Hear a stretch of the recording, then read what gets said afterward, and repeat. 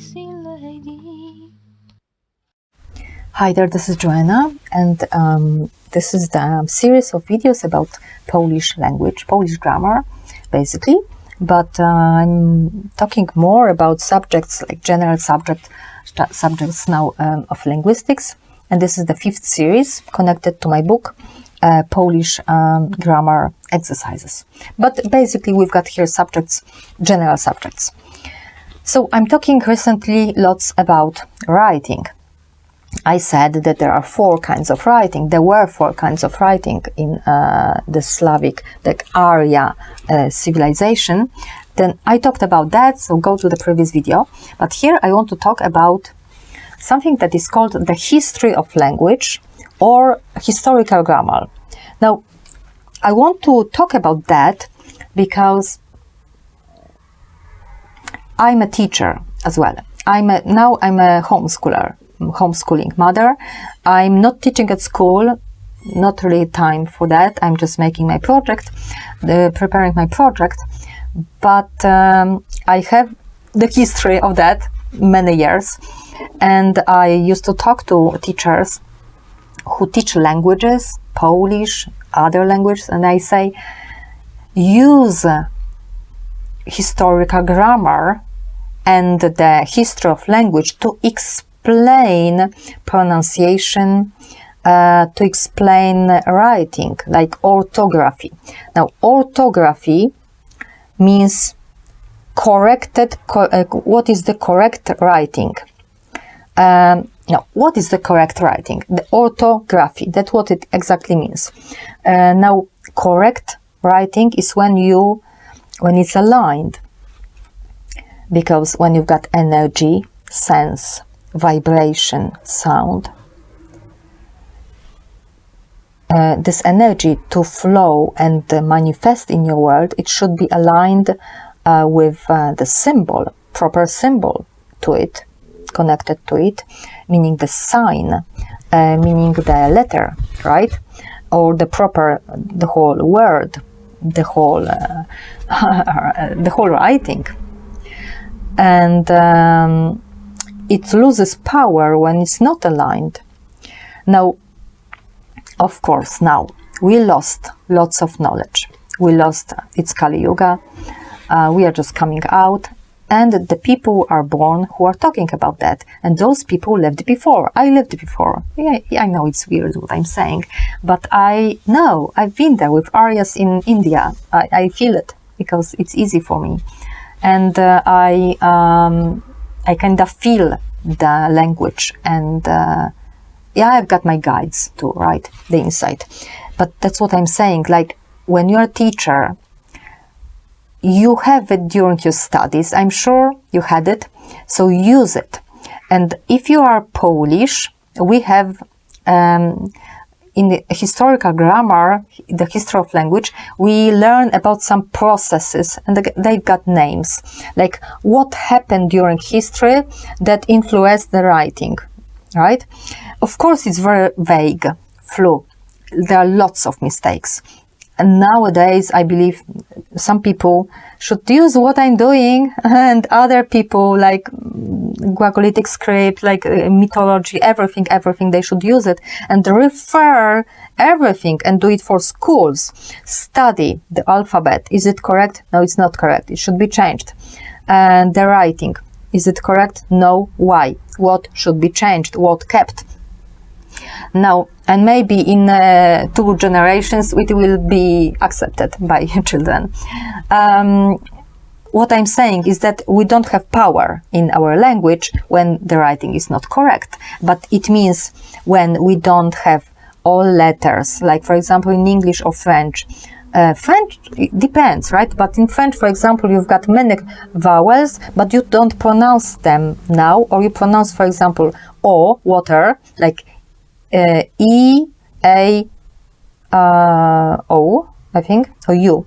But you pronounce it O, just as if it was O.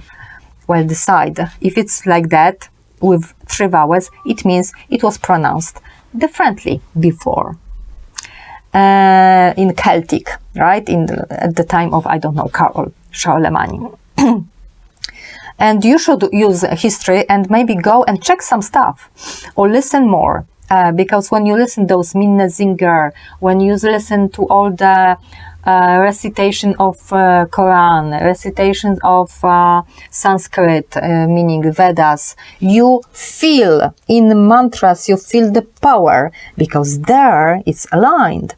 And when I, for example, use the Slavic mantras, because Slavic is very conservative, when I'm saying, right, writing has a problem, but in speaking it has power often. And yeah, that's what I'm saying. So you should use this power of sound energy in your writing. Symbols should be aligned. Okay, that's orthography. Now, how to do it? Like, people should work on it, right? Lots of people should work on it. New academies, and not in the sense like academy, like French Academy, that's what they did. I don't think so. It was good, correct. They just simplified. But, well, I'm not French. I'm not going to argue about.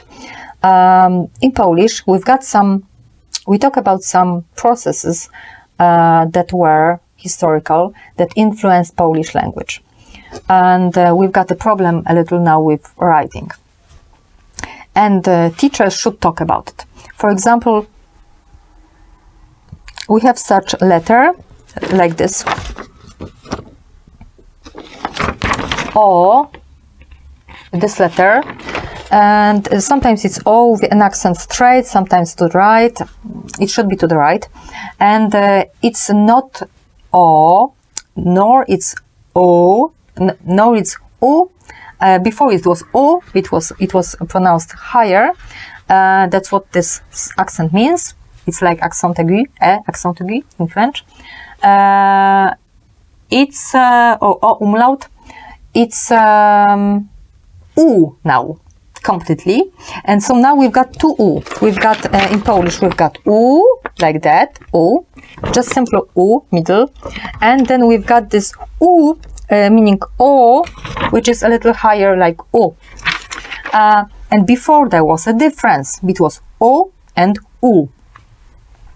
And when you look at this graph of phonetics, like what is in your mouth, and then you write this, people usually draw it like that, a triangle, but it shouldn't be, it should be like a square.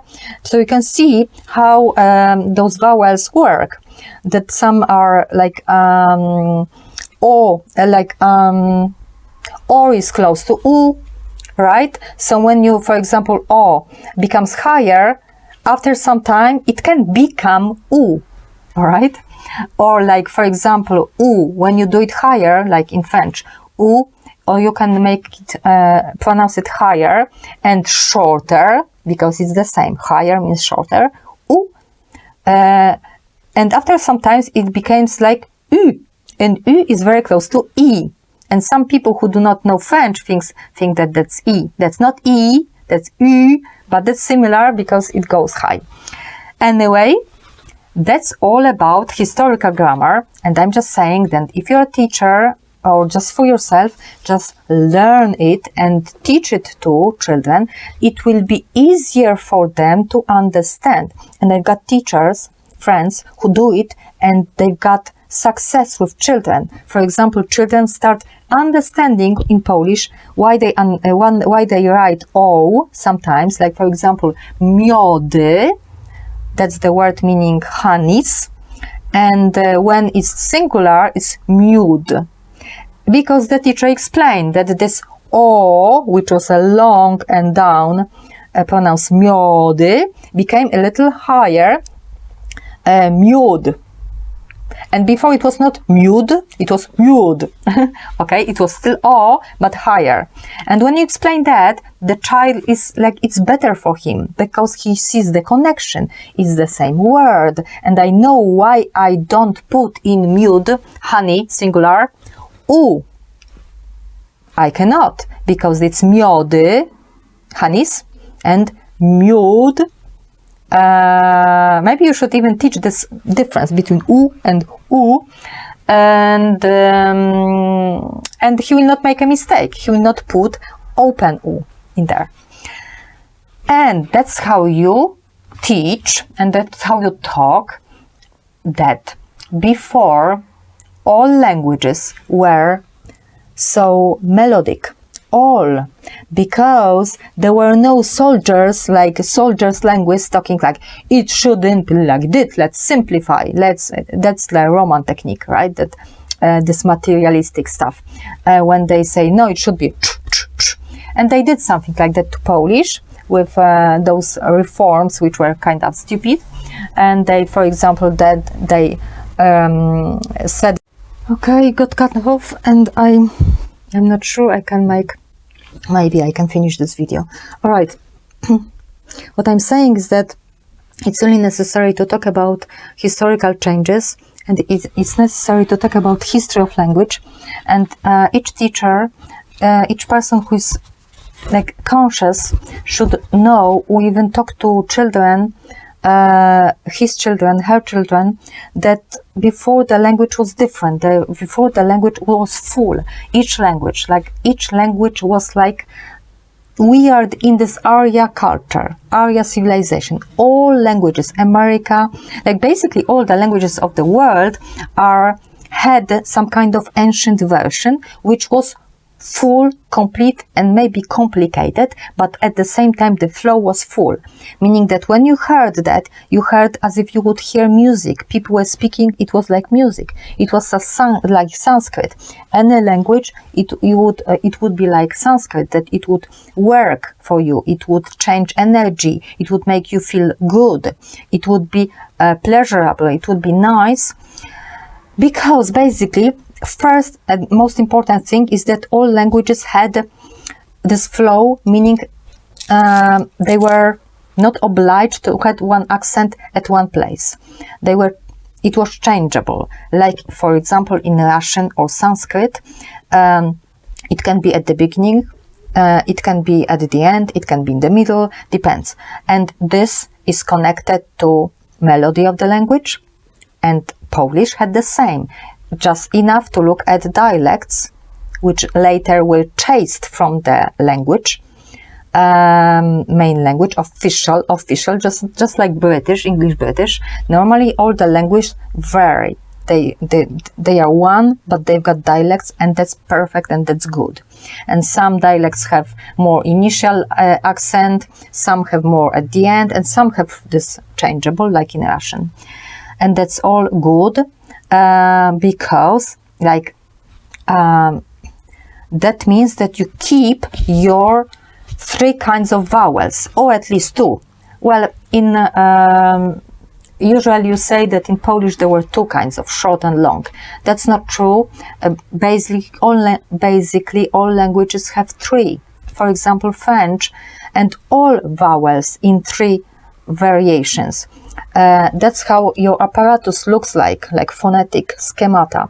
You can have middle, like a, just a, e, or you can have higher, meaning shorter, like e, or you can have lower and longer, e.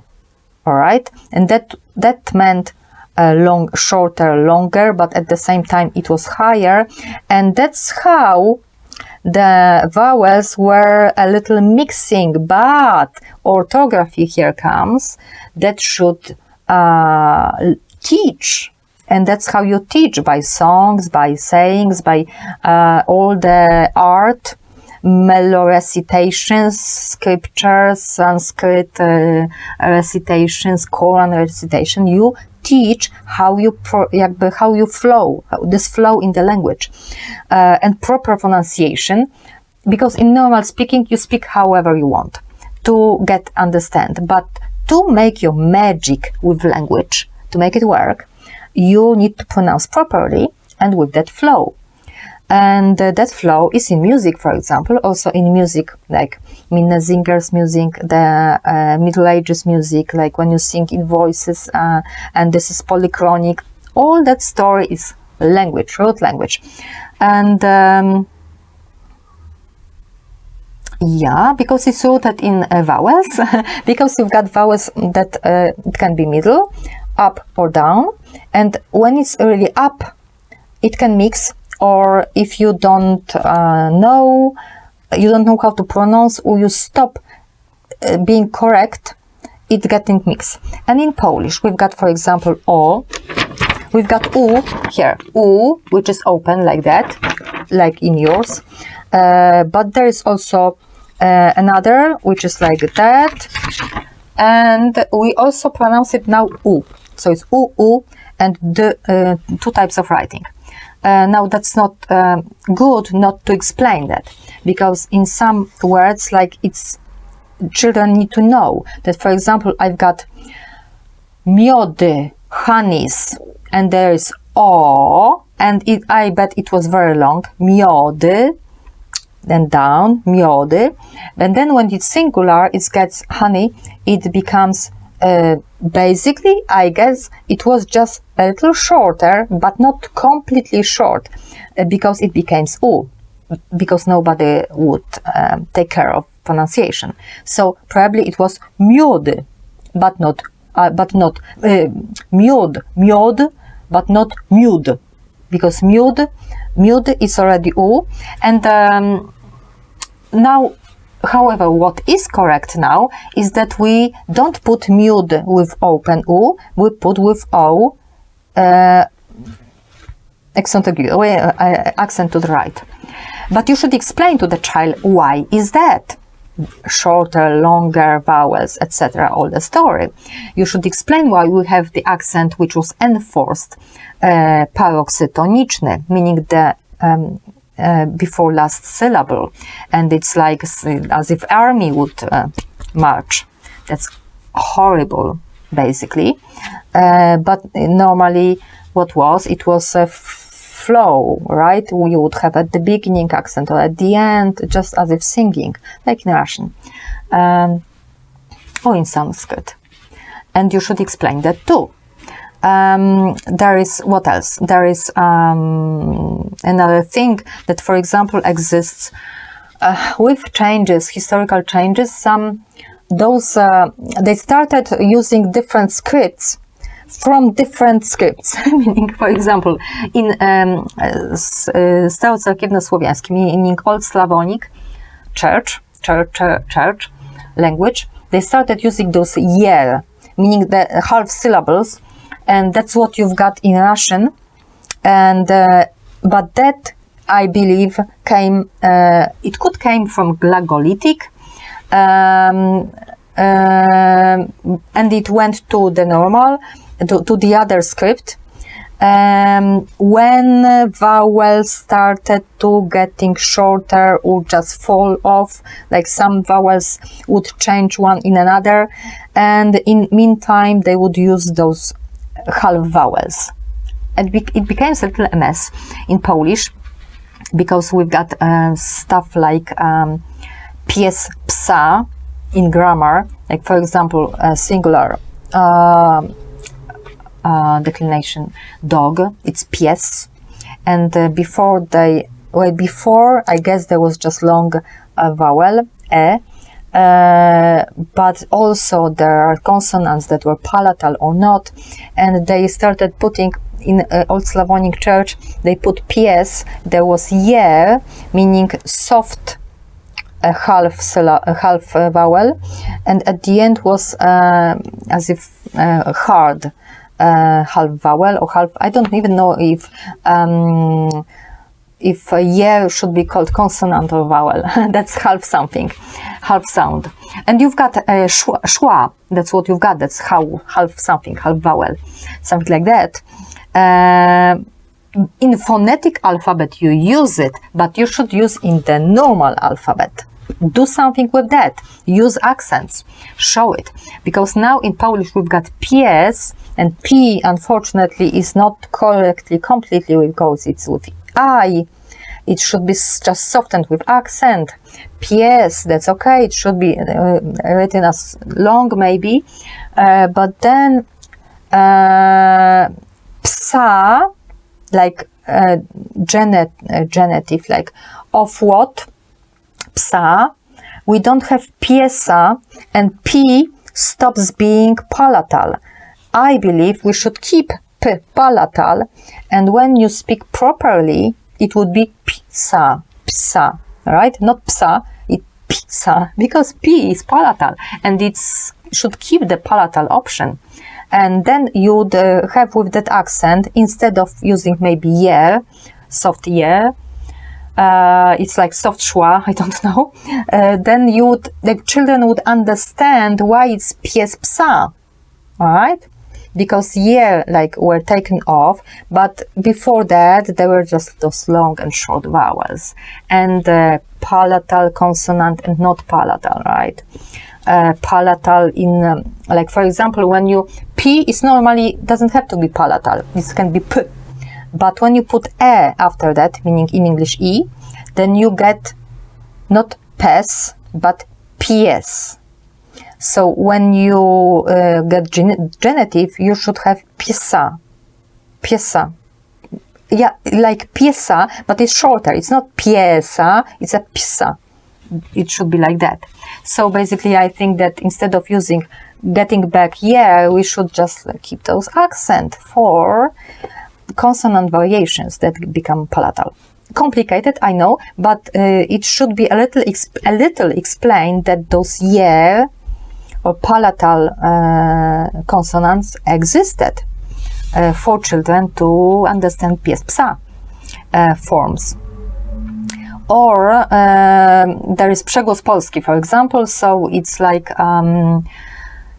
nieść, again, nieść, it was niesić, so one vowel which disappeared, and then when you have conjugation, you've got niosę now, so became o, but vowels have tendency to become bigger, especially when you remove some grammar constructions, grammar knowledge, such as that there are non-repetitive and repetitive. So we know, for example, that that's not correct, niosę, because in dialects they say niesę, niesić, carry, I carry, it should be niesę, not niosę. But at least it should be explained what happened here, right?